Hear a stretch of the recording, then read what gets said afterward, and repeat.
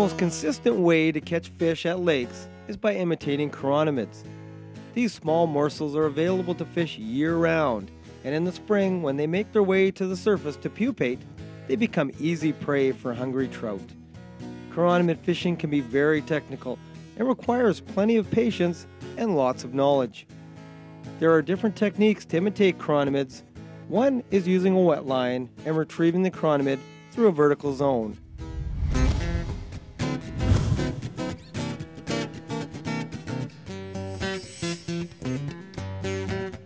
Hey everyone, welcome to this edition of Sport Fishing on the Fly.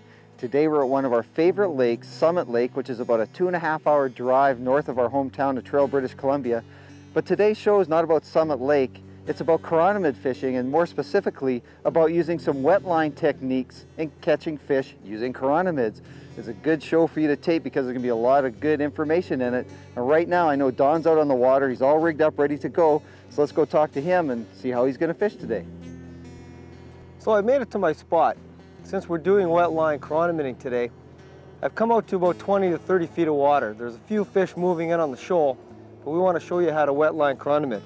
So what I'm going to do is, once I've got out here, one of the critical components is an anchor.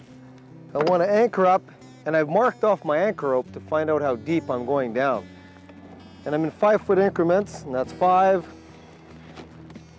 10, and 15. I'm down to about 20 feet.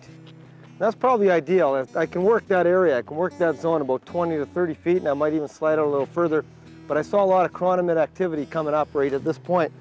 So I'll lock off my anchor rope there, and we'll start chironomiding.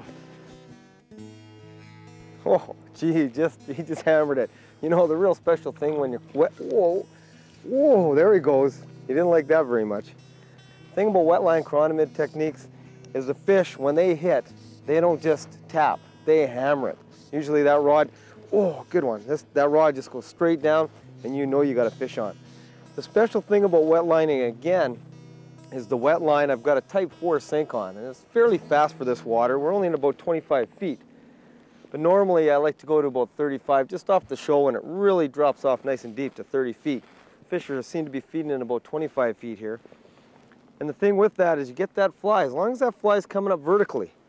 You know, you don't need a whole bunch of line out. It's really good for a beginner because you only have to cast 20 feet of line, or the depth you're in, and just let that fly sink straight down and just slowly creep it straight up. And just wait for that rod to go boing, and you get them. Nice looking fish. Not bad, That's a good one, you bet. Yeah, let's get him up. And a lot of guys say, oh, you know, when you're using the wet line chironomid technique, you tend to get the bigger fish. Well, I don't know. I think you're going to get big fish no matter where they're moving. Where you get them? Hook them in the top or the side? Yeah, right in the side. I'll give you a good look. Let me just wet my hand. Get a nice look at this guy. Oh! Well, you know what?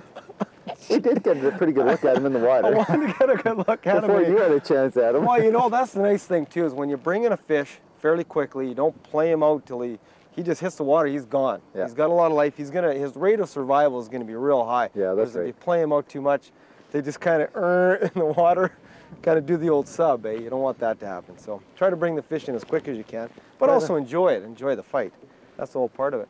Well, it's a good start. That is good. We just got out here. It's a nice day. I think we got some good fish coming up, so stay tuned. We'll be right back with some more wet line chironomid techniques.